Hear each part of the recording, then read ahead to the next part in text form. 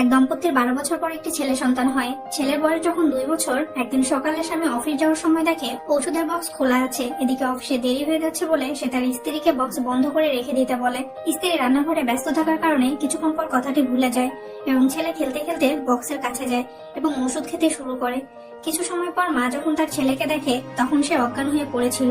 মা তাকে হাসপাতালে নিয়ে যায়, কিন্তু ডাক্তার ছেলেকে বাঁচাতে পারে না। মা বুঝতে পারছিল না সে এখন কি করবে, তার স্বামীকে কি বলবে।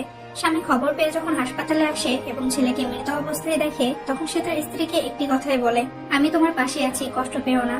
স্বামীর মুখে এমন কথা শুনে স্ত্রী অবাক হয়ে যায়। স্বামী বুঝতে পেরেছিল তার সন্তান তো আর কোনোদিন ফিরে আসবে না, আর সকালে যদি সে নিজে বক্স বন্ধ করে রেখে দিত তাহলে এমনটা হতো না। মা তার একমাত্র সন্তানকে হারিয়ে ফেলেছে। এমন অবস্থায় স্ত্রীর কাছে সবচেয়ে জরুরি হচ্ছে স্বামীর ভালোবাসা ও আস্থা। জীবনে আমরা সবসময় অন্য দোষ খুঁজতেই বেশি ব্যস্ত হয়ে থাকি। দোষ তো নিজের মধ্যেও থাকতে পারে, কিন্তু আমরা নিজের দোষ কখনোই খুঁজি না।